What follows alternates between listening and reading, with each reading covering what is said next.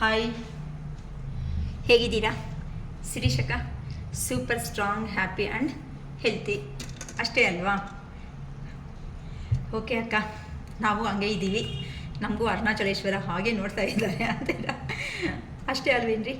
ನಾವು ಎಷ್ಟು ಸಂತೋಷವಾಗಿರ್ತೀವೋ, ಅಷ್ಟು ಪಾಸಿಟಿವ್ ಆಗಿರ್ತೀವೋ, ಅಷ್ಟು ನಾವು ಕೆಲವೊಂದು ವಿಷಯಗಳಲ್ಲಿ ಮುಂದಕ್ಕೆ ಹೋಗೋ ಚಾನ್ಸಸ್ ಅನ್ನೋದು 100% ಇರುತ್ತೆ ಅಂತ ನಮ್ಮ ಅರುಣಾಚಲೇಶ್ವರನೇ ನಮಗೆ ಒಂದು ಸಹಾಯ ಅನ್ನೋದು ಮಾಡ್ತಾರೆ. ನೋಡಿ, ನಿಯತ್ತಾಗಿರೋ ಅವರು ಪ್ರಸ್ತುತ ಪ್ರೆಸೆಂಟಲ್ಲಿ ಲೈಫಲ್ಲಿ ಕೆಳಗಡೆ ಬೀಳ್ಬೋದೇ ಹೊತ್ತು ಬಟ್ ಎದ್ದು ನಿಲ್ತ್ಕೊಳೋ ಅವರು ಅವರೇ ಅಂತ ಹೇಳ್ಬೋದು, ನಿಯತ್ತಾಗಿರೋ ಅಂತ ಅವರೇ. ಓಕೆನಾ? ಅದೇನಂತಾರೆ, ಕಾಲಚಕ್ರ ಯಾರಿಗೂ ಒಂದೇ ಥರ ಇರಲ್ಲ, ಟರ್ನ್ ಆಗ್ತಾ ಇರುತ್ತೆ, ರೊಟೇಟ್ ಆಗ್ತಾ ಇರುತ್ತೆ. ಅದಕ್ಕೆ ತಕ್ಕಟ್ಟಾಗಿ, ಟೈಮಿಗೆ ತಕ್ಕಟ್ಟಾಗಿ ನಾವು ಮುಂದಕ್ಕೆ ಅನ್ನೋದು ಹೋಗ್ತಾ ಇರಬೇಕು, ಅಷ್ಟೇ ಅಲ್ವಾ? ಅಷ್ಟೇ ಅಕ್ಕ ಅಂತೀರಾ? ಸೊ ಇನ್ನು ಹತ್ರದಲ್ಲಿ ಹುಣ್ಣಿಮೆ ಅನ್ನೋದು ಬರ್ತಾ ಇದೆ. ಮೇ ಬಿ ಫ್ರೈಡೇ ಅನಿಸುತ್ತೆ. ಓಕೆ, ಫ್ರೈಡೇ ಏನು ಹುಣ್ಣಿಮೆ ಅನ್ಕೊತಾ ಇದ್ದೀನಿ. ಸೊ ರಕ್ಷಾಬಂಧನ ಇದೆ, ಹುಣ್ಣಿಮೆ ಇದೆ, ಒಳ್ಳೆಯ ದಿನ ವೀಲ್ ಆಗಿದೆ ಅಂತ ಅಂದರೆ ಅರುಣಾಚಲೇಶ್ವರ, ತಿರುವಣ್ಣಾಮಲೈ ಹೋಗ್ಬಿಟ್ಟು ಬನ್ನಿ. ತುಂಬ ತುಂಬ ತುಂಬ ಒಳ್ಳೆಯದು ಆಗುತ್ತೆ. ಈ ಥರ ಹುಣ್ಣಿಮೆ ದಿನ ಹೋಗ್ಬಿಟ್ಟು ಬಂದರೆ ನಿಮ್ಮಲ್ಲಿ ಇರುವಂಥ, ನಿಮ್ಮ ಲೈಫಲ್ಲಿ ಇರುವಂತಹ ಪ್ರಾಬ್ಲಮ್ಸ್ ಏನಾದರೂ ಇದ್ದರೂ ಸಾಲ್ವೇಷನ್ ಆಗೋ ಚಾನ್ಸಸ್ಸನ್ನು ತುಂಬ ಜಾಸ್ತಿ ಇರ್ತೀರಾ. ಆ ಪರ್ಸನ್ ಬರ್ತಾರೋ ಬರಲ್ವೋ ನನಗೆ ಗೊತ್ತಿಲ್ಲ, ಆದರೆ ನೀವು ಮಾತ್ರ ಪಾಸಿಟಿವ್ ಬಂದು ನಿಮ್ಮ ಜೀವನದಲ್ಲಿ ಯಾರಾದರೂ ಬರಲಿ ಹೋಗಲಿ ನಾವು ನೆಮ್ಮದಿಯಾಗಿರೋಣಪ್ಪ ಅನ್ನೋ ಮೈಂಡ್ ಸೆಟ್ ಆದರೆ ಖಂಡಿತ ಬಂದೇ ಬರುತ್ತೆ ಅಂತ ಹೇಳ್ಬೋದು. ಸರಿ, ಇನ್ನು ವೀಡಿಯೋಗೆ ಬಂದುಬಿಡೋಣ.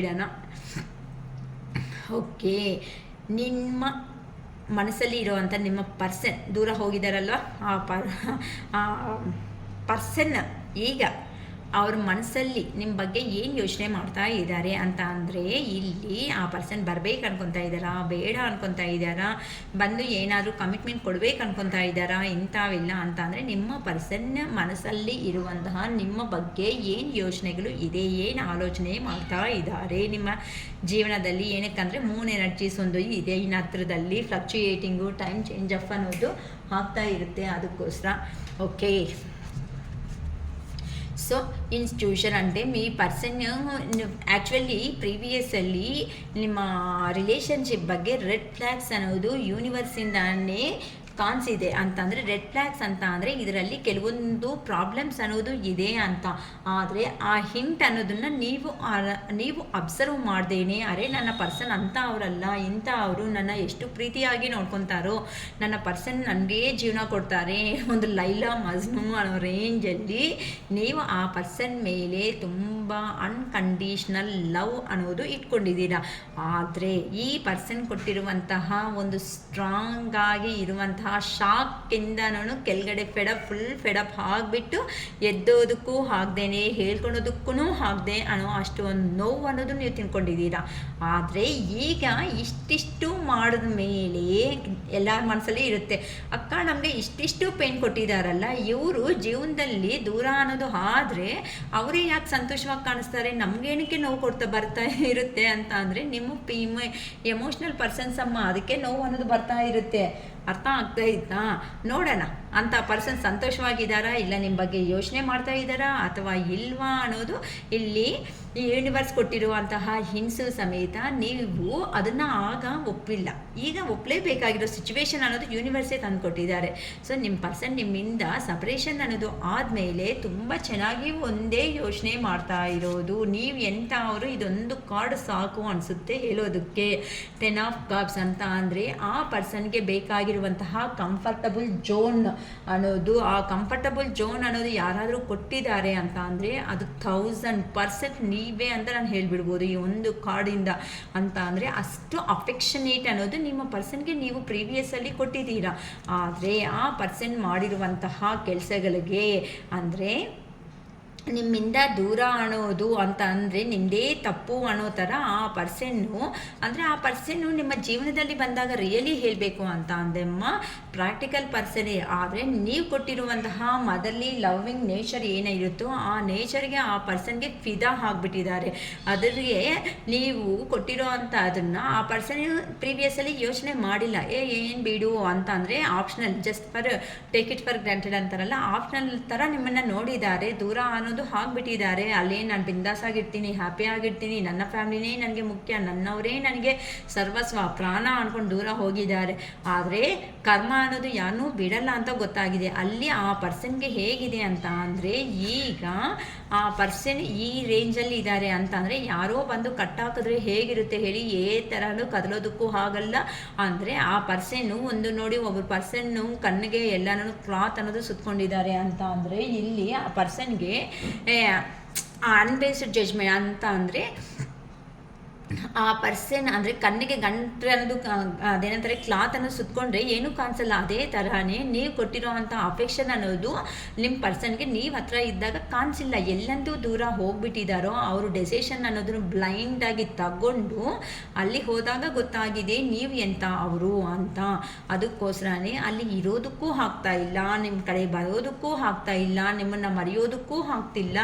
ಎಂಥ ಮಿಸ್ಟೇಕ್ಸ್ ಮಾಡ್ಕೊಬಿಟ್ಟೆ ನನ್ನ ಜೀವನದಲ್ಲಿ ಅನ್ನೋ ಥರ ನಿಮ್ಮ ಪರ್ಸನ್ ಯೋಚನೆ ಮಾಡ್ಕೊತ ಅಲ್ಲಿ ಎಲ್ಲಿ ಹೋಗಿದಾರೋ ನಿಮ್ಮ ಪರ್ಸನ್, ಆ ಪ್ಲೇಸಲ್ಲಿ ಆ ಪರ್ಸನ್ ಒಂದು ಬಂದು ಪ್ರಿಸನ್ನಲ್ಲಿ, ಜೈಲಲ್ಲಿ ಒಂದು ಪರ್ಸನ್ನ ಇಟ್ಟರೆ ಹೇಗಿರುತ್ತೆ ಹೇಳಿ, 4 ಗೋಡೆ ಮಧ್ಯೆ ಅದೇ ಬದುಕೆ ಅನ್ನೋದು ನಿಮ್ಮ ಪರ್ಸನ್ ಈಗ ಬದುಕ್ತಾ ಇದ್ದಾರಮ್ಮ. ಅದಕ್ಕೋಸ್ಕರನೇ ಕೆಲವೊಂದು ಇನ್ನರ್ ನಿಜ ಟ್ರೂತ್ ಅನ್ನೋದನ್ನು ಗೊತ್ತಾಗ್ತಾ ಇದೆ ಕೆಲವೊಬ್ಬರು ಪರ್ಸನ್ಸ್ ಬಗ್ಗೆ. ನಿಮ್ಮ ಪರ್ಸನ್ಗೆ ಅಂದರೆ ಯಾರನ್ನ ನಂಬಿ ಹೋಗಿದಾರೋ ಅವ್ರ ಬಗ್ಗೆ ಕೆಲವೊಂದು ನಿಜಗಳು ಅನ್ನೋದು ಗೊತ್ತಾಗ್ಬಿಟ್ಟಿರೋದಕ್ಕೆ ಇನ್ನೂ ಹಾರ್ಟ್ ಬ್ರೇಕ್ ಸಿಚುವೇಶನ್ ಹೋಗ್ಬಿಡ್ತಾ ಇದ್ದಾರೆ ಆ ಪರ್ಸನ್ ಅಂತೂ. ಅದು ನೋವು ಅನ್ನೋದನ್ನು ತಡೆಯೋದಕ್ಕೂ ಆಗ್ತಾ ಇಲ್ಲ. ಹಾಗಂತ ನಿಮಗೆ ಹೇಳ್ತಾರ ಅಂತಂದರೆ ಹೇಳಲ್ಲ. ಯಾಕಂತ ಅಂದರೆ ನೀವು ಅನ್ಕಂಡೀಷ್ನಲ್ ಆಗಿರುವಂತಹ ಲವ್ ಅನ್ನೋದು ಕೊಟ್ಟಿದ್ದೀರಾ ಆ ಪರ್ಸನ್ಗೆ. ಸೊ ಆ ಪರ್ಸನ್ ಮಾಡಿರೋದೇನು, ಈಗೋ ತೋರಿಸ್ಕೊಂಡು ಬಂದಿದ್ದಾರೆ ನಿಮ್ಮ ಹತ್ರ. ಅದಕ್ಕೋಸ್ಕರನೇ ಈಗ ಬಂದು ನೀವು ಆ ಪರ್ಸನ್ಗೆ ನನಗೆ ಈ ಥರ ಇದೆ ಅಂತ ಅಂದರೆ ಅಷ್ಟು ಬೇಗ ನಂಬ್ತೀರಾ? ಅಯ್ಯೋ ನಿಂದೆಲ್ಲ ಕತೆ ಪುರಾಣ ಇರೋದೇ ಫಸ್ಟಿಂದ ಇದೇ ತಾನೇ ಹೇಳಿದ್ದು, ಇವಾಗೇನು ಹೊಸದಾಗಿದೆ ಬಿಡು ಅಂತ ನೀವು ಜಸ್ಟ್ ಅದೇನಂತಾರೆ ಈವೇನು ಯೋಚನೆನೂ ಮಾಡಲ್ಲ ಅನ್ನೋ ಥರ ನೀವು ತೆಗೆದುಬಿಡ್ತೀರಾ ಆ ಇನ್ಫಾರ್ಮೇಷನ್. ಅದೇ ಯೋಚನೆ ಮಾಡ್ತಾ ಇದ್ದಾರಮ್ಮ. Caution, find out. ನೀವು ಹೇಳಿದ್ದೀರಾ ಪ್ರೀವಿಯಸ್ಸಲ್ಲಿ, ನೋಡ್ಕೊ ನೀನು ಹೋಗ್ತಾ ಇದೀಯಾ ಸರಿ, ನೀನು ಹೋಗೋದಕ್ಕೆ ನನಗೆ ಬಾಧೆ ಅಲ್ಲ, ಆದರೆ ಯಾರು ಎಂಥ ಅವರು ಅಂತ ತಿಳ್ಕೊಂಡು ಹೋದರೆ ಮಾತ್ರ ಜೀವನದಲ್ಲಿ ತುಂಬ ಚೆನ್ನಾಗಿರುತ್ತೆ. ನನ್ನ ಬ್ಲೇಮ್ ಮಾಡಿಬಿಟ್ಟು ನೀನು ಹೋಗೋದು ಕರೆಕ್ಟ್ ಅಲ್ಲ. ಫಸ್ಟ್ ಅವ್ರ ಬಗ್ಗೆ A to Z ತಿಳ್ಕೊ. ತಿಳ್ಕೊಂಡು ಮೇಲೆ ಬೇಕು ಅಂತ ಅಂದರೆ ನನ್ನನ್ನು ಕಾಂಪ್ಲಿಮೆಂಟೇ ಕೊಡ್ತೀಯೋ ಕಾಮೆಂಟೇ ಮಾಡ್ತೀಯೋ ಅದು ನಿನ್ನ ಇಷ್ಟ ಅಂತ ನೀವು ಹೇಳಿದ್ದೀರಾ ನಿಮ್ಮ ಪರ್ಸನ್ಗೆ.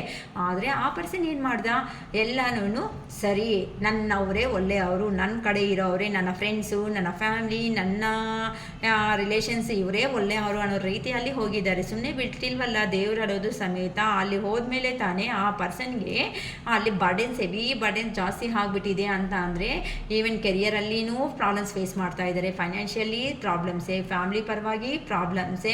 ಅದಕ್ಕೆ ಈಗ ನಿಮ್ಮ ಪರ್ಸನ್ ಅವರು ನಿಮ್ಮನ್ನು ಅಬ್ಸರ್ವ್ ಮಾಡ್ತಾ ಇದ್ದಾರೆ, ನಿಮ್ಮ ಹತ್ರಕ್ಕೆ ಬಂದು ರೀಚ್ ಆಗಬೇಕು, ನೀವು ಆ ಪರ್ಸನ್ ಜೀವನದಲ್ಲಿ ಬೇಕು ಅಂತ ತುಂಬ ಯೋಚನೆ ಮಾಡ್ತಾ ಇದ್ದಾರೆ. ನಿಮ್ಮದು 100% ಲಾಂಗ್ ಡಿಸ್ಟೆನ್ಸ್ ರಿಲೇಷನ್ಶಿಪ್ಪೇ ಅಂತ ಹೇಳ್ಬೋದು. ಅಂತ ಅಂದರೆ ದೂರದಲ್ಲಿ ಇರೋ ಕಾರಣಗಳಿಂದ, ಅಂದರೆ ಅವ್ರ ಮನೆಗೂ ನಿಮ್ಮ ಮನೆಗೂ ಸ್ವಲ್ಪ ಹೊತ್ತು ಟ್ರಾವೆಲ್ ಮಾಡ್ಕೊಂಡ ಮೇಲೇ ನೀವು ರೀಚ್ ಆಗೋ ಚಾನ್ಸಸ್ ಅನ್ನೋದು ಇರುತ್ತೆ. ಆ ಥರ ದೂರದಿಂದ ಇದ್ದು ಸಮೇತ ನಿಮ್ಮ ಬಗ್ಗೆ ನಿಮ್ಮ ಆಲೋಚನೆಗಳಿಂದ ಆಚೆ ಅನ್ನೋದು ಆ ಪರ್ಸನ್ಗೆ ಹೋಗೋದಕ್ಕೆ ಆಗ್ತಾ ಇಲ್ಲ.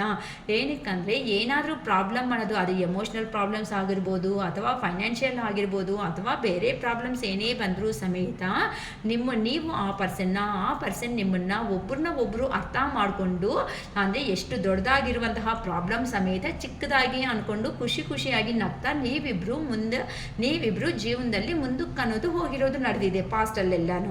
ಅದಕ್ಕೋಸ್ಕರನೇ ಇಷ್ಟು ಚೆನ್ನಾಗಿರೋ ನಾವು ಏನಕ್ಕೆ ಈಗ ಪ್ರೆಸೆಂಟ್ ಅನ್ನೋದು ಈ ಥರ ಆಗೋಯ್ತಲ್ವಾ ಅಂತ ನಿಮ್ಮ ಪರ್ಸನ್ ಎಲ್ಲಿ ಹೋಗಿದ್ದಾರೋ ಅಲ್ಲೇ ಸ್ಟಕ್ ಎನರ್ಜಿನಲ್ಲಿ ಆಗಿಬಿಟ್ಟಿದ್ದಾರೆ ಅಂತ ಹೇಳ್ಬೋದಮ್ಮ. ಅದಕ್ಕೋಸ್ಕರನೇ no, it is not the right time. ಆ ಪರ್ಸನ್ ಬರಬೇಕು ಅಂತ ತುಂಬ ಇದೆ. ಆ ಪರ್ಸನ್ನು ನಿಮ್ಮ ಹತ್ರಕ್ಕೆ ಬಂದರೆ ತುಂಬ ಲಾಂಗ್ ಕನ್ವರ್ಸೇಷನ್ ಅನ್ನೋದು ಮಾಡಬೇಕು ಅನ್ಕೊತಾ ಇದ್ದಾರೆ. ಏನಕ್ಕಂದರೆ ಆ ಪರ್ಸನ್ ಮನಸ್ಸಲ್ಲಿ ಸ್ವಲ್ಪ ಅಲ್ಲ ಇರೋದು.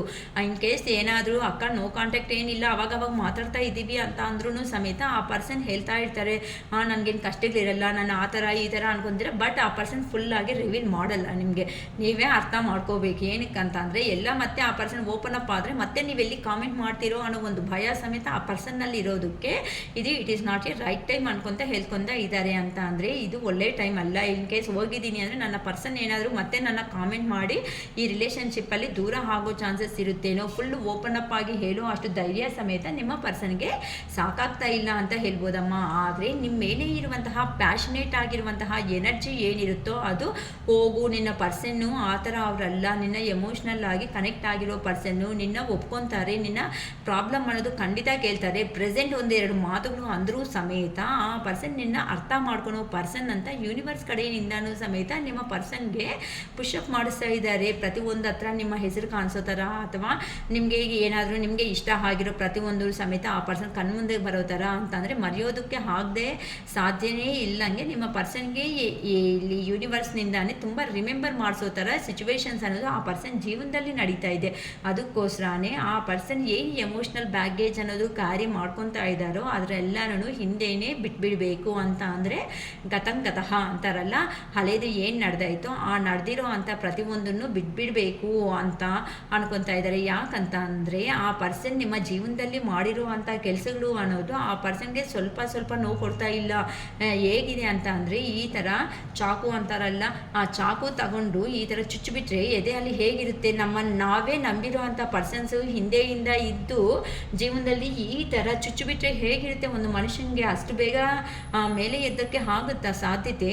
ಅದೇ ರೇಂಜಲ್ಲೇ ನಿಮ್ಮ ಪರ್ಸನ್ಗೂ ಸಮೇತ ಯಾರನ್ನ ನಂಬಿಕೊಂಡು ಹೋಗಿದ್ದಾರೋ ಈ ಥರ ನಡೆದಿದೆ ಅಮ್ಮ. 100% ನಿಮ್ಮ ಪರ್ಸನ್ ಅವರು ಖಂಡಿತ ನೋವು ತಿಂತಾ ಇದ್ದಾರೆ. ಆದರೆ ಆ ಪರ್ಸನ್ ಎಕ್ಸ್ಪ್ರೆಸ್ ಮಾಡಿಲ್ಲ ಅಂದ್ರೂ ಆ ಪರ್ಸನ್ ಕ್ಯಾಪಬಿಲಿಟಿ ಜಾಸ್ತಿ, ಎಮೋಷ್ನಲ್ನ ಹೈಡ್ ಮಾಡೋ ಕ್ಯಾಪಬಲ್ ಅನ್ನೋದು ಪ್ರತಿಯೊಬ್ಬರಿಗೂ ಬರಲ್ಲ. ಸೊ ಆ ಥರ ನಿಮ್ಮ ಪರ್ಸನ್ ಅವರು ತುಂಬ ನಾರ್ಸಿಸ್ ಥರ ಬಿಹೇವ್ ಮಾಡಿದ್ದಾರೆ. ಅಂದರೆ someone is too full of themselves. ಅಂದರೆ ಆ ಪರ್ಸನ್ನು ನಿಮ್ಮ ಹತ್ರಕ್ಕೂ ಪ್ರೀವಿಯಸ್ಸಲ್ಲಿ ತುಂಬ ಸಾರಿ ಕೇಳಿದ್ದೀರಾ, ಸರಿ ನೀನು ಹೋಗಬೇಕು ಅಂದರೆ ಹೋಗ್ಬಿಡು, ಸುಮ್ಮನೆ ನನ್ನ ಜೀವನ ಹತ್ರ ಯಾಕೆ ಆಟ ಆಡಿಸ್ತಾ ಇದೆಯಾ, ಸುಮ್ಮನೆ ನಿನ್ನ ಬಿಹೇವಿಂಗ್ಗೆ ನನಗೆ ತಡೆಯೋದಕ್ಕೆ ಆಗ್ತಾ ಇಲ್ಲ ಅಂದರೆ ಕೆಲವೊಂದು ದಿನ ಮಾತಾಡೋದು, ಕೆಲವೊಂದು ದಿನ ಮಾತಾಡದೇ ಇರೋದು, ನೀವೇ ಕಾಲರ್ ಮೆಸೇಜ್ ಮಾಡಿದ್ರು ಸಮೇತ ಬ್ಲ್ಯಾಕ್ ಲಿಸ್ಟ್ ಮಾಡೋದು ಅಥವಾ ನಾಟ್ ರೀಚಬಲ್ ಸ್ವಿಚ್ ಆಫ್ ಮಾಡೋದು, ಇಂಥ ಕೆಲಸಗಳೆಲ್ಲ ನಿಮ್ಮ ಪರ್ಸನ್ ಅವರು ನಿಮಗೆ ಹತ್ರ ಮಾಡಿದ್ದಾರೆ. ನಾರ್ಸಿಸ್ ಬಿಹೇವಿಯರ್ ಅಂತಂದರೆ ನೀವು ಮುಂದಕ್ಕೆ ಹೋಗೋದಕ್ಕೂ ಬಿಡಲ್ಲ, ಆ ಪರ್ಸನು ಬಂದು ನಿಮ್ಮ ಪಕ್ಕದಲ್ಲಿ ಸೇರಲ್ಲ. ಅದೇನಂತಾರೆ ಅಮ್ಮನೂ ಊಟ ಇಡಲ್ಲ, ಅದೇನಂತಾರೆ ಬೆಗ್ ಮಾಡ್ಕೊಳಕ್ಕೂ ಬಿಡಲ್ಲ ಅಂತ ಅಂದರೆ ಆಗುತ್ತಾ? ಅಂದರೆ ಯಾರ ಜೀವನದಲ್ಲಿ ಇರೋ ಕಷ್ಟಗಳು ಅವ್ರಿಗೆ ಪರ್ಸ್ನಲ್ ಆಗಿ ಇದ್ದೇ ಇರುತ್ತೆ ಅವ್ರ ಜೀವನದಲ್ಲಿ. ಆ ಥರ ಮೂಮೆಂಟಲ್ಲಿ ನಿಮ್ಮ ಪರ್ಸನ್ನೂ ಮುಂದಕ್ಕೆ ಬಿಡ್ತಾ ಇಲ್ಲ. ನೀನು ಹೋಗು, ಹೆಂಗೆ ಹೋಗ್ತೀಯ, ನನ್ನ ಬಿಟ್ಟು ನೋಡೋಣ ಅನ್ನೋ ರೇಂಜಲ್ಲಿ ಮಾತಾಡ್ತಾರೆ. ಹೋಗಲಿ, ಆ ಪರ್ಸನ್ ಬಂದು ಧೈರ್ಯ ತಗೊಂಡು ನಿಮ್ಮ ಪಕ್ಕದಲ್ಲಿ ಇರ್ತಾರ, ಆ ಧೈರ್ಯನೂ ಮಾಡ್ತಾ ಇಲ್ಲ. ಹಾಗಂತ ನಿಮ್ಮ ಕಷ್ಟಗಳನ್ನ ಅರ್ಥ ಮಾಡ್ಕೊತಾರ, ಅದನ್ನು ಮಾಡ್ತಾ ಇಲ್ಲ. ಈ ಥರ ನಿಮ್ಮ ಡಿಫ್ರೆಂಟ್ ಆಗಿ ನಿಮ್ಮ ಪರ್ಸನ್ ಅವರು ನಿಮ್ಮ ಹತ್ರ ತುಂಬ ಆ್ಯಕ್ಷನ್ಸ್ ಅನ್ನೋದು ಮಾಡಿದ್ದಾರೆ ಪಾಸ್ಟಲ್ಲಿ. ಆ ಥರ ಆ ಪರ್ಸನ್ ಸ್ಟ್ರಗಲ್ಸ್ ಅನ್ನೋದು ಆ ಥರ ಕೊಟ್ಟಿದ್ದಾರಮ್ಮ. ಆ ಪೇಯ್ನಿಂದ ನೀವು ಆಚೆಗೆ ಬರೋದಕ್ಕೆ ತುಂಬ ಟೈಮ್ ಅನ್ನೋದು ಹಿಡಿದಿದೆ. ಸೊ ಇಂಥ ಕೆಟ್ಟದಾಗಿ ಮಾಡಿರೋ ಅಂತ ಅವನು ಈಗ ನಾವು ಚೇಂಜ್ ಆಗಿಬಿಟ್ಟು ನಾವು ಬದಲಾವಣೆ ಆಗಿದ್ದೀವಿ, ನಮ್ಮ ಮಾತುಗಳನ್ನ ನಂಬು ಅಂತ ಹೇಳಿದ್ರು ಸಮೇತ ಆ ಪರ್ಸನ್ಗೆ ನಿಮ್ಮ ಹತ್ರ ಬಂದು ಇವೆಲ್ಲ ಹೇಳಬೇಕಂತ ಇದೆ. ಆದರೆ ಆ ಪರ್ಸನ್ ಮೆಂಟ್ಯಾಲಿಟಿ ಎಲ್ಲನೂ ಪ್ರೀವಿಯಸ್ ಎಲ್ಲನೂ ರಿಮೆಂಬರ್ ಮಾಡ್ಕೊತಾ ಇದ್ರೆ, ನಾನು ಈ ಥರ ಅವನ್ನ ಇಷ್ಟು ವರಿಷ್ಠಾಗಿ ಬಿಹೇವ್ ಮಾಡಿದ್ದೀನ ಅಂತ ಆ ಪರ್ಸನ್ ಮೇಲೆ ಬೇಜಾರು ಆಗ್ತಾ ಇದೆ. ಆದರೂ ಸಮೇತ ಆ ಪರ್ಸನ್ ಹೇಗಾದರೂ ಸೇರಿ ನಿಮ್ಮ ಹತ್ರ ಮಾತಾಡಲೇಬೇಕು ಅಂತ ಒಂದು ಯೋಚನೆ ಅನ್ನೋದು ಜಾಸ್ತಿ ಮಾಡ್ತಾ ಇದ್ದಾರೆ.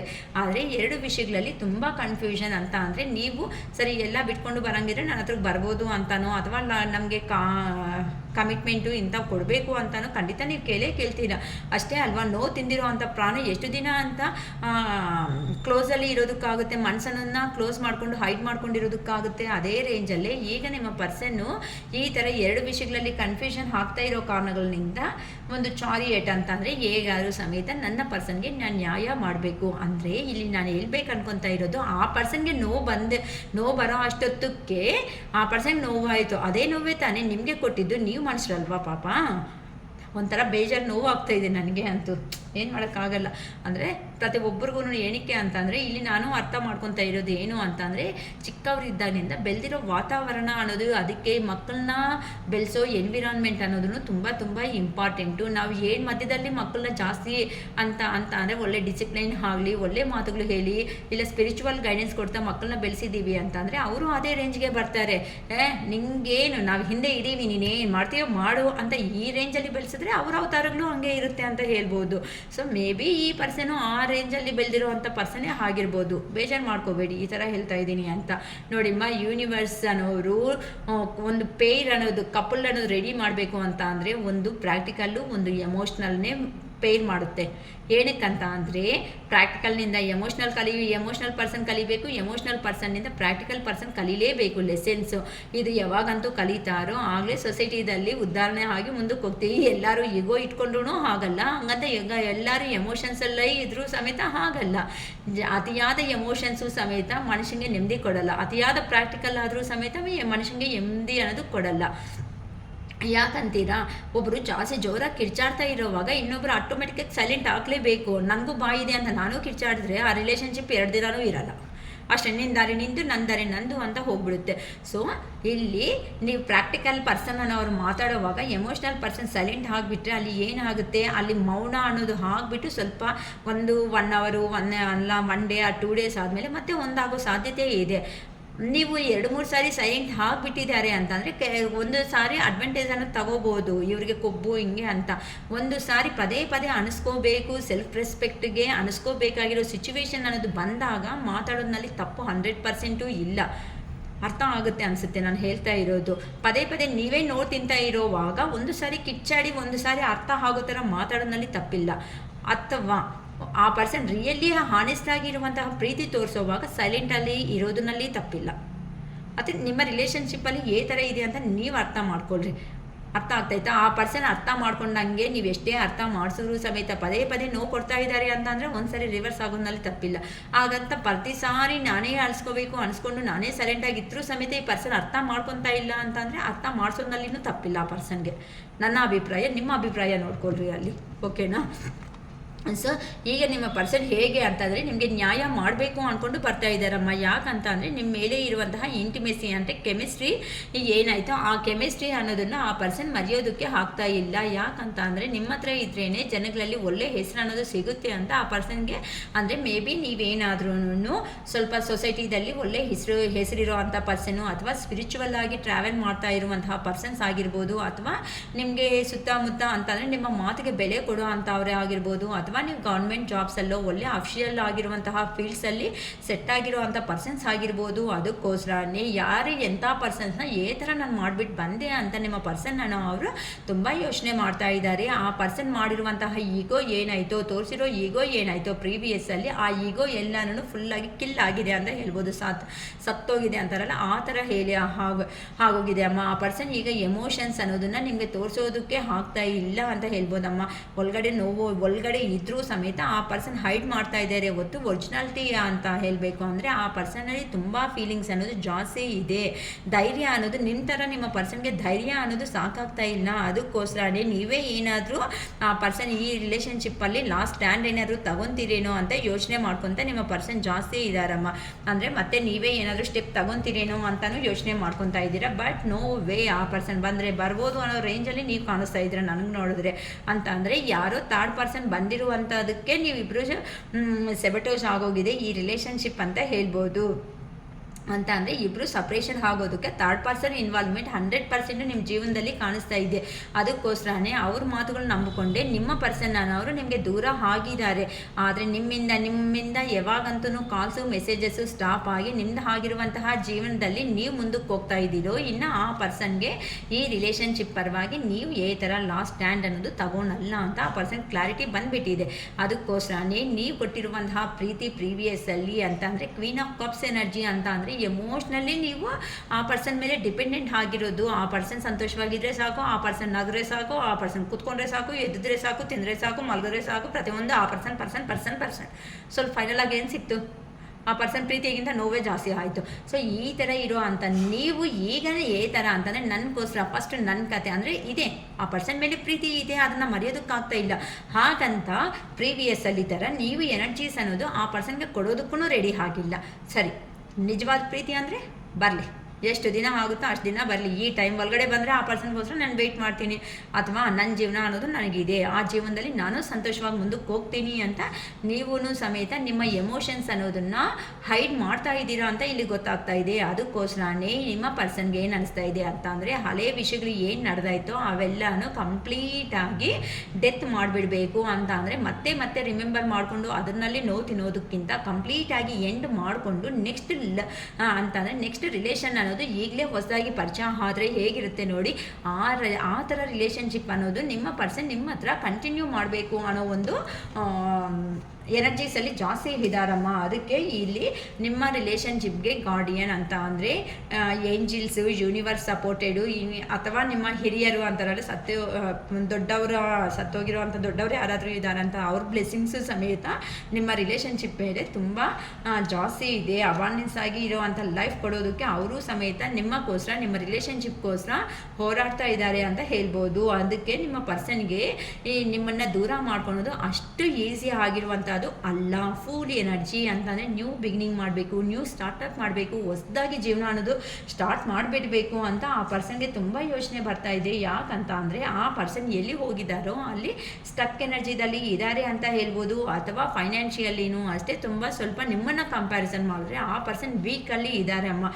ಅದಕ್ಕೋಸ್ಕರನೇ ನಿಮ್ಮ ಹತ್ರ ಜೀವನ ಹೇಗಿರುತ್ತೆ, ಯಾವ ಪರ್ಸನ್ನು ನಿಮ್ಮ ಹತ್ರ ಇದ್ದಾಗ ಜೀವನ ಹೇಗಿತ್ತು, ಆ ಪರ್ಸನ್ ಸಪ್ರೇಷನ್ ಆದಮೇಲೆ ಜೀವನ ಹೇಗಿತ್ತು ಅಂತ ಇವೆಲ್ಲ ಕಂಪ್ಯಾರಿಸನ್ ಮಾಡ್ಕೊಂಡು ಎಲ್ಲ ಕ್ಯಾಲ್ಕುಲೇಷನ್ಸ್ ಕಂಪ್ಲೀಟ್ ಆಗೋಗಿದೆ. ಒಂದು ಆಡಿಟರ್ ಇವರು ಎಲ್ಲ ಕಂಪ್ಲೀಟ್ ಮಾಡ್ಕೊಬಿಟ್ಟಿದ್ದಾರೆ, ಯಾರು ಎಂತ ಅವರು ಹೆಂಗಿರುತ್ತೆ, ಥರ ಜೀವನ ಚೆನ್ನಾಗಿರುತ್ತೆ ಎಲ್ಲ ಲೆಕ್ಕಾಚಾರ ಕಂಪ್ಲೀಟ್ ಮಾಡ್ಕೊಬಿಟ್ಟಿದ್ದಾರೆ. ಅದಕ್ಕೋಸ್ಕರ ಈಗ ಆ ಪರ್ಸನ್ಗೆ ಇನ್ನು ನೀವು ಬಿಟ್ಟು ಇನ್ನು ಯಾರೂ ಗತಿ ಇಲ್ಲ ಅನ್ನೋ ಥರ ಗೊತ್ತಾಗ್ಬಿಟ್ಟಿದೆ ಅಂತಲೇ ಮೆರ್ಕ್ಯುರಿ ರೆಟ್ರೋಗ್ರೇಡ್ ಅಂತ ಕಮ್ಯುನಿಕೇಷನ್ ಇಶ್ಯೂಸ್ ನಿಮ್ಮಿಬ್ಬರ ಮಧ್ಯೆ ಜಾಸ್ತಿ ಬರ್ತಾ ಇರೋದು. ಅಂತಂದರೆ ಕಮ್ಯುನಿಕೇಷನ್ ಇಶ್ಯೂಸ್ ಅಂತ ಅಂದರೆ ನಾನೇನು ಅಂದರೆ ನಾನು ಏನು ಅನ್ನೋ ಒಂದು ಈಗೋ ಏನಾದರೂ ಇದೆ ಅಂತ ಅಂದರೆ, ಒಂದು ರಿಲೇಷನ್ಶಿಪ್ ಬೇಕು ಅಂತ ಅಂದಾಗ ಆ ಈಗೋ ಕ್ಲಾಶಸ್ನ ದೂರ ಇಟ್ಬಿಟ್ಟು ನೀವು ಒಬ್ರಿಗೋಸ್ಕರ ಒಬ್ಬರು ಇದ್ದು ಪ್ರೀತಿಯಾಗಿ ಮುಂದಕ್ಕೆ ಹೋಗೋದನ್ನ ಕಲಿಬೇಕು ಅಂತ ಫೈನಲ್ ಆಗಿ ನಮಗೆ ಕಾರ್ಡ್ಸ್ ಅನ್ನೋದು ಬರ್ತಾ ಇದೆ. ರಿವ್ಯೂ ಎವ್ರಿಥಿಂಗ್ ಅಂತ ಅಂದರೆ ಯಾರ ಮಿಸ್ಟೇಕ್ ಏನಿದೆ ಅಂತ ಅದು ಸ್ವಲ್ಪ ಎನಲೈಸ್ ಮಾಡಿಕೊಂಡು ಮತ್ತೆ ಅದನ್ನು ರಿಪೀಟ್ ಅನ್ನೋದು ಮಾಡೋದಕ್ಕೆ ಚಾನ್ಸಸ್ ಅನ್ನೋದು ಕೊಡಬೇಡಿ. ಆ ಥರ ಕೊಡೋದ್ರಿಂದ ನೀವೇ ಮತ್ತೆ ಸ್ಟ್ರಗಲ್ಸ್ ಮಾಡ್ಕೊತೀರಾ.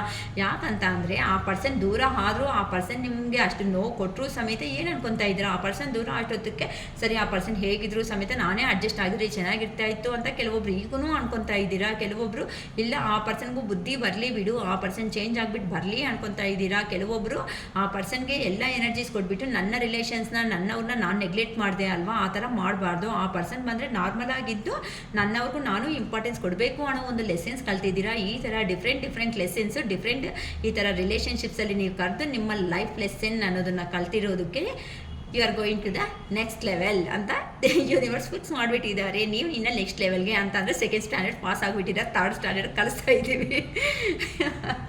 ಅಷ್ಟೇ ಅಲ್ಲಮ್ಮ, ಯಾವಾಗಾದರೂ ಅಷ್ಟೇ ಜೀವನದ ಪಾಠಗಳು ಹಾಗೇ ಇರುತ್ತೆ. ಒಂದು ಲೆಸನ್ ಕಲ್ತ ಮೇಲೇ ನೆಕ್ಸ್ಟ್ ಲೆಸನ್ಗೆ ಓದಿ ಕಲಿಬೇಕು ಅಷ್ಟೇ. ನಾವು ಚಿಕ್ಕ ಮಕ್ಕಳಿಗೆ ಹಂಗೆ ಅಲ್ವಾ ಹೇಳೋದು, ಫಸ್ಟ್ ಲೆಸನ್ನೇ ಬರಲ್ಲ, 5ನೇ ಲೆಸನ್ ತೆಗೆದು ಓದ್ತಾ ಇದೆಯಾ ನೀನು ಅಂತ ಹೇಳ್ತೀವಿ. ನಾವು ಕಲ್ತ್ರೆ ನಮ್ಮದು ಅಷ್ಟೇ ಅಲ್ವಾ. ನಾವು ಹುಡುಗರಿಗೆ ಹೇಳೋದು ಈಸಿ ಆಗ್ತಾಯಿದೆ, ನಮಗೆ ಹೇಳೋದು ನಾವು ಡೈಜೆಷನ್ ಮಾಡ್ಕೊಳ್ಳೋದು ಕಷ್ಟ ಆಗ್ತಾ ಇದೆ. ಅದಕ್ಕೆ ಇಲ್ಲಿ ನಿಮ್ಮ ಪರ್ಸನ್ ಸಮೇತ ಇನ್ ಕೇಸ್ ಏನೇ ಇದ್ದರೂ ಸಮೇತ ಆ ಪರ್ಸನ್ನು ದುಡ್ದು ಅಷ್ಟು ಸಾಮರ್ಥ್ಯ ಇದ್ದರೂ ಸಮೇತ ಆ ಪರ್ಸನ್ ಪ್ರೀವಿಯಸ್ಸಲ್ಲಿ ಮಾಡಿರುವಂತಹ ಈಗೋ ಆಗಿ ನಾನೇ ನಂದೇ ಅನ್ನೋ ಒಂದು ರೇಂಜಲ್ಲಿ ತೋರಿಸ್ಬಿಟ್ಟು ಹೋಗಿದ್ದಾರಲ್ಲ ಎಲ್ಲನೂ ನಿಮಗೆ ಆ ಈಗೋನೆಸ್ಸೇ ಇನ್ನು ಅದನ್ನು ದೂರ ಇಟ್ಟರೆ ಈ ರಿಲೇಷನ್ಶಿಪ್ ನೆಕ್ಸ್ಟ್ ಲೆವೆಲ್ ಹೋಗುತ್ತೆ ಅನ್ನೋ ಒಂದು ಕನ್ಫರ್ಮೇಷನ್ ನಿಮ್ಮ ಪರ್ಸನ್ಗೆ ಬಂದಿದೆ. ಈಗ ಸೋಲ್ ಸರ್ಚಿಂಗ್ ಅನ್ನೋದು ಮಾಡ್ಕೊತಾ ಇದ್ದಾರಮ್ಮ. ಇಂಟ್ರೋಸ್ಪೆಕ್ಷನ್ ಅಂತಂದರೆ ಎಲ್ಲಿ ಮಿಸ್ಟೇಕ್ಸ್ ಆಯಿತು, ಈ ಮಿಸ್ಟೇಕ್ಸ್ನ ಈ ಆನ್ ಆ್ಯಂಡ್ ಆಫ್ ಸಿಚುವೇಶನ್ ಏನಿರುತ್ತೋ ಈ ಆನ್ ಆ್ಯಂಡ್ ಆಫ್ ಸಿಚುವೇಶನ್ಸ್ ಅನ್ನೋದನ್ನು ನೆಕ್ಸ್ಟ್ಗೆ ಮತ್ತೆ ತರಬಾರ್ದು ಅನ್ನೋ ಒಂದು ಯೋಚನೆಯಲ್ಲಿ ಇದ್ದಾರೆ. ನೆಕ್ಸ್ಟ್ ಲೆವೆಲ್ಗೆ ನನ್ನ ರಿಲೇಷನ್ಶಿಪ್ ಅನ್ನೋದನ್ನು ಪ್ರಮೋಟ್ ಅನ್ನೋದು ಮಾಡಿಕೊಳ್ಳೇಬೇಕು ಅನ್ನೋ ಒಂದು ಕುತೂಹಲದಲ್ಲಿ ನಿಮ್ಮ ಪರ್ಸನ್ ಅನ್ನೋರು ಇದ್ದಾರೆ. ಈ ಕುತೂಹಲಕ್ಕೆ ಯಾರು ಕಾರಣ ಅಂತ ಅಂದರೆ ನಮ್ಮ ವ್ಯೂವರ್ಸ್ ಆಗಿರುವಂತಹ ನೀವೇ ಈಗ ಇದಕ್ಕೆ ಕಾರಣ ಅಂತ ಹೇಳ್ಬೋದು. ಸೊ ಅದಕ್ಕೋಸ್ಕರನೇ ಹೇಳೋದು ಏನಂತ, ಬಿ ಪಾಸಿಟಿವ್ ಆಲ್ವೇಸ್, ಯಾವಾಗೂ ಹ್ಯಾಪಿ ಆಗಿರಿಮ್ಮ. ಆ ದೇವ್ರು ಕೊಡೋ ಟೈಮ್ಗೆ ಡಿವೈನ್ ಟೈಮ್ ಬಂದಿದೆ ಅಂತ ಅಂದರೆ ಯಾರು ಏನೂ ಸಮೇತ ಸ್ಟಾಪ್ ಮಾಡೋದಕ್ಕೆ ಚಾನ್ಸಸ್ಸೇ ಇರಲ್ಲ ಅಂತ ಹೇಳ್ತಾ ಇರ್ತೀನಿ. ಅರ್ಥ ಆಗ್ತಾಯಿತಾ? ಅರ್ಥ ಆಗುತ್ತೆ ಅನಿಸ್ತಾ ಇದೆ. ಓಕೆನಾ? ಯಾವಾಗಾದ್ರೂ ಅಷ್ಟೇ ನಮ್ಮ ಒಂದು ಪರ್ಸನ್ ಬಂದು ದೂರ ಹೋಗಿದ್ದಾರೆ ಅಂತಂದರೆ ಅವರು ಹಂಗೆ ಮಾಡಿಬಿಟ್ರು, ಇವ್ರಿಗೆ ಹಿಂಗೆ ಮಾಡಿಬಿಟ್ರು, ನಮ್ಮ ಜೀವನ ಹತ್ರ ಹಾಳು ಮಾಡಿಬಿಟ್ರು, ನೋವಿರುತ್ತೆ, ಒಪ್ಕೊತೀನಿ ನಾನು. ನೋವಿಲ್ದಂಗೆ ಯಾವ ಪರ್ಸನೂ ಇರಲ್ಲ. ಆದರೆ ಟೈಟಾಗಿರೋ ಡ್ರೆಸ್ ಅನ್ನೋದನ್ನು ಹಾಕೊಳ್ಳೋದ್ರಿಂದ ಉಸಿರು ಕಟ್ಟುತ್ತೆ. ಆ ಟೈಟಾದ ಡ್ರೆಸ್ ಅನ್ನೋದನ್ನು ತೆಗೆದುಬಿಟ್ರೇ ಉಸಿರು ಅನ್ನೋದು ಪ್ರಾಪರಾಗಿ ಹಾಡಿ ನಾವು ಇನ್ನೂ ಜೀವನದಲ್ಲಿ ಬದುಕೋದಕ್ಕೆ ಸಾಧ್ಯ ಆಗಿರುತ್ತೆ.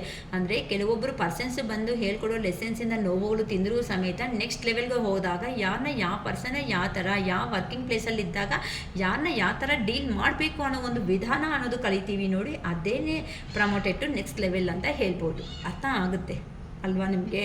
ನಾನು ಎಷ್ಟು ಸಾಧ್ಯ ಆಗುತ್ತೋ ಅಷ್ಟು ಬಿಡಿಸಿ ಏನಂದರೆ ಎಲಾಬ್ರೇಟಾಗಿ ಹೇಳೋದಕ್ಕೆ ಇಷ್ಟಪಡ್ತೀನಿ. ಏನೋ ಹರಿಬಿರಿ ಅದೇನೋ ತಂದೆ ಇಟ್ಟೆ ಕೊಟ್ಟೆ ಸಮಥಿಂಗ್ ಏನೋ ಅಂತಾರಲ್ಲ, ಆ ಥರ ನಂಗೆ ಇಷ್ಟ ಆಗಲ್ಲ ರೀಡಿಂಗ್ಸ್ ಮಾಡೋದು. ಅದಕ್ಕೆ ನಾನು ಮೇ ಬಿ 1 or 2 ರೀಡಿಂಗ್ಸ್ ಮಾತ್ರನೇ ತಗೊತೀನಿ. ಕ್ಲಿಯರ್ ಕಟ್ಟಾಗಿ ಮಾತಾಡಿ ಅವ್ರ ಪ್ರಾಬ್ಲಮ್ ಅನ್ನೋದು ಸಾಲ್ವ್ ಮಾಡಿಸಿದ್ರೇ ನನಗೂ ಒಂಥರ ಹ್ಯಾಪಿ ಅನ್ನೋದು ನನಗೂ ಸಿಗುತ್ತೆ. ಅದಕ್ಕೋಸ್ಕರನೇ ಸ್ವಲ್ಪ ಮೇ ಬಿ ನಂಗೆ ಕಾಲ್ ಮಾಡೋರು 1 or 2 ಟೈಮ್ಸ್ ಪಾಸಿಟಿವ್ ಎನರ್ಜಿ ಬಂದು ಪರವಾಗಿಲ್ಲಕ್ಕ, ಬಂದರೆ ಬರಲಿ ಹೋದರೆ ಹೋಗಲಿ, ಏನು ಮಾಡೋಕ್ಕಾಗುತ್ತೆ, ಅಟ್ಲೀಸ್ಟ್ ನಾವು ಲೆಸನ್ಸ್ ಕಲ್ತಿದ್ದೀವಲ್ಲ ಅಂತಲೂ ತುಂಬ ಜನ ನನಗೆ ಪರ್ಸ್ನಲ್ ಮೆಸೇಜಸ್ ಅನ್ನೋದನ್ನು ಮಾಡಿದ್ದಾರೆ. ನಾವು ಪಾಸಿಟಿವ್ ಬರ್ತಾ ಇದ್ದೀವಕ್ಕ, ಅಟ್ಲೀಸ್ಟ್ ನಮ್ಮ ಲೈಫ್ ನಮ್ಗೆ ಮಿಗ್ತಾ ಇದೆ ಅಲ್ವಾ ಅನ್ನೋ ಒಂಥರ. ಕೆಲವೊಬ್ಬರು ಚೇಂಜ್ ಆಗಿಬಿಟ್ಟು ಬರ್ತಾ ಇದ್ದಾರಕ್ಕ ಫೋನ್ಸು ಮೆಸೇಜಸ್ಸು, ಫಸ್ಟ್ ಥರ ಏನೂ ಇಲ್ಲ, ಸ್ವಲ್ಪ ಕಮ್ಯುನಿಕೇಷನು ಬರ್ತಾ ಇದೆ ಅಂತಲೂ ಹೇಳ್ತಾ ಇದ್ದಾರೆ. ತುಂಬ ಸಂತೋಷ ಅಮ್ಮ. ನೋಡಿಮ್ಮ, ಒಬ್ಬರಿಗೋಸ್ಕರ ನೀವು ನಿಮ್ಮ ಜೀವನ ಅನ್ನೋದನ್ನು ಸ್ಯಾಕ್ರಿಫೈಸ್ ಮಾಡೋದು ನೀಡಿಲ್ಲ. ಏನಕ್ಕೆ ಅಂತಾರೆ, ಹುಟ್ಟೋವಾಗೂ ಒಬ್ಬರೇ ಬಂದಿದ್ದೀರಾ, ಹೋಗೋವಾಗೂ ಒಬ್ಬರೇ ಹೋಗಬೇಕು. ಈ ಮಧ್ಯದಲ್ಲಿ ಏನಂತಾರೆ, ಈ ಸಪ್ರೇಷನ್ಸ್ ಇದರಲ್ಲಿ ನೋವೇನಕ್ಕೆ ತಿನ್ನಬೇಕು ಹೇಳಿ ನೋಡೋಣ. ಆ ಪರ್ಸನ್ಸ್ ಅದೇ ರೇಂಜಲ್ಲೇ ಅರ್ಥ ಮಾಡಿಕೊಂಡ್ರೆ ನೀವು ಇಬ್ಬರು ಇನ್ನೂ ಚೆನ್ನಾಗಿರುತ್ತೆ ಲೈಫ್ ಅನ್ನೋದು. ಓಕೆನಾ? ಸೊ ನಾವು ಯೋಚನೆ ಮಾಡೋ ವಿಧಾನದಲ್ಲಿ ನಾವು ಚೇಂಜ್, ಯಾವಾಗೂ ಒಂದು ಪರ್ಸನ್ ನೀನು ಚೇಂಜ್ ಆಗು ಅಂತ ಆ ಪರ್ಸನ್ಗೆ ಹೇಳೋದಕ್ಕಿಂತ ನಮಗೆ ನಾವೇನಕ್ಕೆ ಚೇಂಜ್ ಆಗೋದಕ್ಕೆ ಆಗ್ತಾ ಇಲ್ಲ, ಏನಕ್ಕೆ ಆ ಪರ್ಸನ್ನೇ ಹೈಲೈಟಿಂಗ್ ಹಿಂಗೆ ಮಾಡಿ ತೋರಿಸ್ತಾ ಇದ್ದೀವಿ ಹೊತ್ತು ನಮ್ಮ ಬೆರಳು ನೋಡಿ ಈ ಥರ ನಮ್ಮನ್ನು ತೋರಿಸ್ತಾ ಇದೆ. ಏನಂತ, ನೀನು ಚೇಂಜ್ ಆಗ್ಬೋದಲ್ವ, ನೀನೇನಕ್ಕೆ ಆ ಪರ್ಸನ್ ಮೇಲೇ ಎನರ್ಜಿ ಸಿಟ್ಟಿದೆಯಾ ಅಂತ. ಇವನು ಸಮೇತ ಮನುಷ್ಯ ಅರ್ಥ ಮಾಡಿಕೊಂಡ್ರೆ ತುಂಬ ಒಳ್ಳೆಯ ಹಾಗೆ ಮುಂದಕ್ಕೆ ಹೋಗ್ತಾರೆ ಜೀವನದಲ್ಲಿ. ಸೊ ಇನ್ನು ಈ ವಿಡಿಯೋ ಆಡೋದು ಇನ್ನು ಏನು ಮಾಡ್ಕೊಳ್ಳೋಣ ಅನ್ಕೊತಾ ಇದ್ದೀನಿ. ಏನಕ್ಕಂತಂದರೆ ಇಷ್ಟೊತ್ತಿಗೆ ತುಂಬ ಮಾತಾಡ್ಬಿಟ್ಟಿದ್ದೀನಿ. ನನಗೆ ನನ್ನ ಇನ್ಸ್ಟಿಟ್ಯೂಷನ್ ಪವರ್ಗೆ ಎಷ್ಟುವರೆಗೂ ಈ ಕಾರ್ಡ್ಸ್ ಎನರ್ಜಿಯಿಂದ ನನಗೆ ಕ್ಯಾಚಪ್ ಆಗುತ್ತೋ ಅಷ್ಟುವರೆಗೂ ನಾನು ಹೇಳ್ತಾ ಬಂದಿದ್ದೀನಿ. ಯಾರಿಗೆ ಈ ಥರ ರೆಸಿಗ್ನೇಟ್ ಆಗುತ್ತೋ ನೋಡ್ಕೊಳ್ರಿ. ಬಟ್ ಲೋ ಎನರ್ಜಿ ನೆಗೆಟಿವ್ ಅಲ್ಲಿ ಯಾರೂ ಇರಬೇಡಿ. ಪ್ರತಿಯೊಬ್ಬರಿಗೂ ಜೀವನ ಅನ್ನೋದು ಇದೆ. ಮನುಷ್ಯ ಹುಟ್ಟಿದ್ದಾರೆ ಅಂತ ಅಂದಮೇಲೆ ನಾವು ಈ ಭೂಮಿ ಮೇಲೆ ತೀರಿಸಬೇಕಾಗಿರೋ ಕೆಲವೊಂದು ಕೆಲಸಗಳು ಅನ್ನೋದು ಇರುತ್ತೆ. ಅದು ಸಾರ್ಥಕತೆ ಅನ್ನೋದನ್ನು ಮನುಷ್ಯನ ಜೀವನಕ್ಕೆ ಒಂದು ಸಾರ್ಥಕತೆ ಅನ್ನೋದನ್ನು ಕಂಪ್ಲೀಟ್ ಮಾಡಿಕೊಂಡೆ ಇಲ್ಲಿಂದ ಉಸಿರು ಅನ್ನೋದು ಬಿಟ್ಕೊಂಡು ಹೋಗಬೇಕೇ ಹೊತ್ತು ಏನೋ ಬದುಕಿದ್ದೀವಿ ಸತ್ತಿದ್ದೀವಿ ಅನ್ನೋ ಥರ ಯಾರೂ ಇರೋದಕ್ಕೆ ಹೋಗಬೇಡಿ. ಓಕೆನಾ? ಹುಣ್ಣಿಮೆ ಅನ್ನೋದು ಬರ್ತಾ ಇದೆ. ಈ ಹುಣ್ಣಿಮೆ ಪ್ರಭಾವ ಇನ್ನು ಪಾಸಿಟಿವ್ ಬರಬೇಕಕ್ಕ ಶಿರೀಷಕ್ಕ ಅಂತ ಅಂದ್ಕೊಂಡ್ರೆ ನೀವು ಬೇಕಂತ ಅಂದರೆ ಸ್ಪಿರಿಚುವಲ್ ಆಗಿರುವಂತಹ ಜೆಮ್ಸು ಕ್ರಿಸ್ಟಲ್ಸು ಎಲ್ಲ ಅವೈಲೇಬಲ್ ಆಗಿರುತ್ತೆ. ಬೇಕು ಅನ್ನೋ ಅವರು ಕೆಳಗಡೆ ಡಿಸ್ಕ್ರಿಪ್ಷನ್ ಬಾಕ್ಸಲ್ಲಿ ನನ್ನ ನಂಬರ್ ಪ್ರೊವೈಡ್ ಮಾಡೋದು ಅನ್ನೋದು ನಡೆಯುತ್ತೆ. ಸೊ ಬೇಕು ಅನ್ನೋ ಅವರು ಬುಕ್ ಮಾಡ್ಕೋಬೋದು, ಕಾಲ್ ಮಾಡಿಬಿಟ್ಟು ಏನು ಪ್ರಾಬ್ಲಮ್ ಅಂತ ಹೇಳಿ. ಓಕೆನಾ? ನನ್ನ ವಿಡಿಯೋ ಅನ್ನೋದು ಇಷ್ಟ ಆಗಿದೆ ಅಂದರೆ ಲೈಕ್ ಮಾಡಿ, ಶೇರ್ ಮಾಡಿ, ಸಬ್ಸ್ಕ್ರೈಬ್ ಮಾಡಿ. ಲೈಕ್ ಮಾಡಿದ ತಕ್ಷಣವೇ ಹೈಪ್ ಬಟನ್ ಅನ್ನೋದು ಬರುತ್ತೆ. HYPಗೆ ಹೈಪ್ ಬಟನ್ ಮೇಲೆ ಪ್ರೆಸ್ ಮಾಡಿ. ಕೆಲವೊಂದು ಪಾಯಿಂಟ್ಸ್ ಕೊಡೋದ್ರಿಂದ ನಮ್ಮ ವಿಡಿಯೋ ಅನ್ನೋದು ಇನ್ನೂ ಕೆಲವೊಬ್ಬರಿಗೆ ತಲುಪೋ ಅವಕಾಶ ಅನ್ನೋದು, ರೀಚ್ ಆಗೋ ಅವಕಾಶ ಅನ್ನೋದು ಖಂಡಿತ ಇದ್ದೇ ಇರುತ್ತೆ. ಓಕೆನಾ? ಅವರು ನೆಗೆಟಿವ್ ಅಲ್ಲಿ ಇದ್ದಾರೆ ಅಂತಂದರೆ ಪಾಸಿಟಿವ್ ಬಂದರೂ ಅವರು ಮೈಂಡ್ಸೆಟ್ ಚೇಂಜ್ ಮಾಡಿಕೊಳ್ಳಿ ಅಂತ ನನ್ನ ಅರುಣಾಚಲೇಶ್ವರ ಮಹಾದೇವ ಕೃಪೆಯಿಂದ ಇವತ್ತು ವಿಡಿಯೋ ಅನ್ನೋದು ಏನು ಮಾಡ್ತಾ ಇದ್ದೀನಿ. It is all for today. Bye.